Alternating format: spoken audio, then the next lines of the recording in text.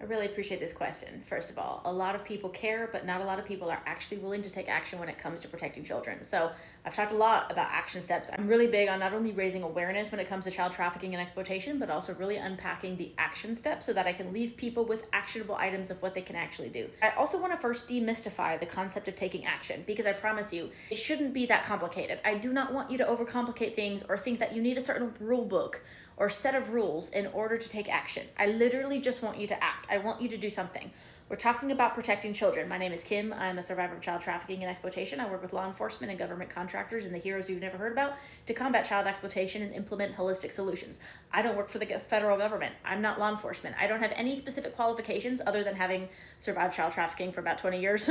There's that. But beyond that, there's nothing that specifically qualifies me to be here other than this unquenchable passion and this intolerance for evil. But literally, there is nothing that uniquely positions me other than everything I've lived through to do what I do. So I promise you, if little old me can be out here eradicating darkness with this little light of mine, there is nothing stopping you other than the willingness to act. I'm not trying to be harsh, I'm just letting you know. Don't overcomplicate it, waiting for the perfect instructions or leader in order to act.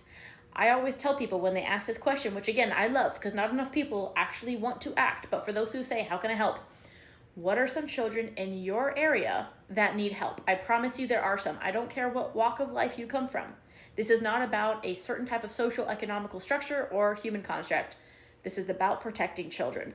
For me, I focus my public awareness now on digital safety because, for one, most people can't handle the reality of child trafficking. It's too dark, scary, overwhelming, and it's lost on them because there's not much they can do about it. The average citizen is probably not going to encounter it, much less be qualified to really do something very helpful. There's definitely situations where that's different. However, digital safety, what children see and cannot unsee in the digital world, the access that predators have directly to children in the digital realm, that's something we can absolutely prevent children from experiencing exploitation. Giving a phone to your kid is absolutely preventable, you guys. Giving the internet access to your child is absolutely avoidable. Just for the avoidance of doubt, we can prevent all of that. But if you feel like you must give your child access to devices, and if you feel like you must give the world access to your child via the internet, please at least don't give your child unlimited, unsupervised access to the internet. I have a whole website full of free resources to help you with internet safety. It's literal checklist style resources to help parents monitor their child's internet activity, to know how to communicate and have these conversations everyone should be having, but apparently it's very difficult for people, so we spell it out. And we also recommend specific monitoring apps and parental safeguards that I'm begging everyone to use. I'm not asking you to do anything complicated. I have made this as practical as possible. Now, there's a misconception. A lot of people are like, I want to get in the fight. I want to go rescue children. I want to go kick down doors and get bad guys.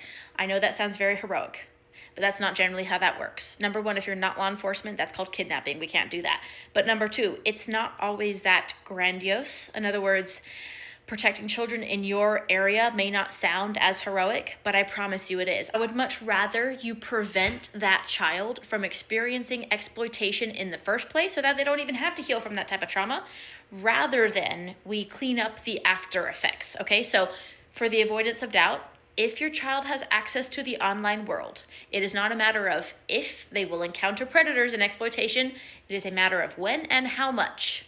You can decide how much access you give your child. You can also decide to limit their access from the entire world, which I'm begging you to please do. You can also choose to be proactive and have conversations. So whether or not you have children, I don't have children. I'm not out here fighting for me. I'm out here fighting for all the children because, number one, I have seen too much I cannot unsee, and I see way too many cowards that are unwilling to do anything about it. And I also see a lot of kids who, like me, do not have the advocates, the heroes, the strong person that they deserve in their life to advocate for them. So even if you just have friends and neighbors, I'm asking you to be that responsible adult, that advocate, that safe place, that strong adult, that good influence that every child needs. Easy enough, right? That being said, if you are in law enforcement, if you do have some sort of specialized skill set, you can absolutely utilize that in the right direction. So again, I'm calling on everyone to be protectors of our communities. We need a lot more of them. I'm especially calling out the ones who have whatever advantage or resources or potential that you have. I'm asking you to use it, and I'm letting you know it's a very, very worthy cause.